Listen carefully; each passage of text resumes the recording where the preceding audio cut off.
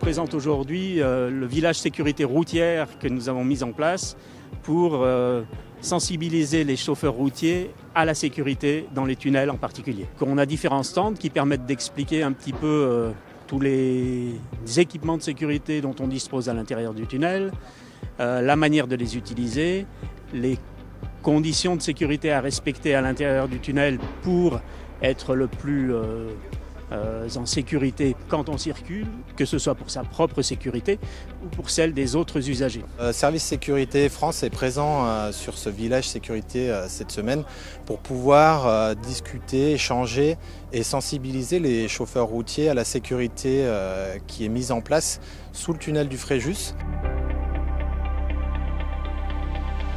C'est important de sensibiliser les chauffeurs routiers sur l'utilisation des extincteurs puisque on peut prendre le temps sur ces journées pour parler un petit peu, pour les faire passer sur le bac à feu à l'arrière. C'est pas au moment donné où on aura un incendie qu'il faudra se préoccuper comment fonctionne l'extincteur, comment éteindre l'incendie. Pour du coup bien se positionner par rapport au sens du vent, la bonne distance sur un extincteur à poudre comme ça, c'est à peu près entre 3, à peu près 3-2 mètres. L'idée c'est aussi de viser vraiment la base des flammes et pas le sommet, sinon on sera inefficace sur l'extinction.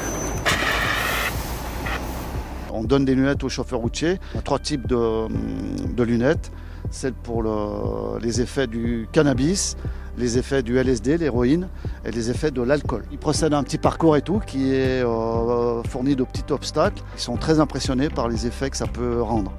Et ils se demandent comment les chauffeurs de véhicules ou de camions peuvent conduire sous ces effets du cannabis, du LSD et de l'alcool. Je pense que oui, la drogue, l'alcool, ça fait partie des règles de sécurité.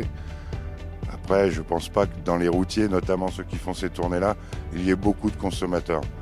Beaucoup de gendarmes sur la route quand même. Ils sont là pour notre sécurité aussi, faut le rappeler.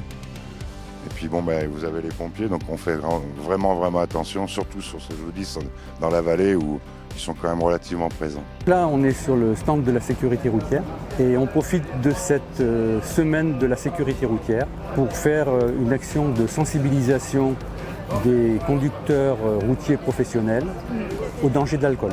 Les doses de boissons alcoolisées servies au cours d'un repas à domicile sont bien supérieures à des doses servies dans des bars. Nous, ce qui va être intéressant, c'est vraiment la sécurité du tunnel quand ils traversent le tunnel, d'autant plus la nuit, parce que du coup, la nuit, on met en place des chantiers. Donc, on a 2 types de chantiers, des chantiers fixes où vraiment on a un bolisage qui est posé.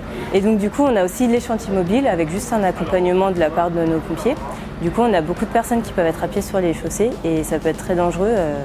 Parce que le tunnel reste en circulation, donc on met en place un alternat de circulation. On a toujours des chauffeurs qui passent dans un sens ou dans l'autre. Il existe depuis le 1er janvier 2019 un corridor de sécurité.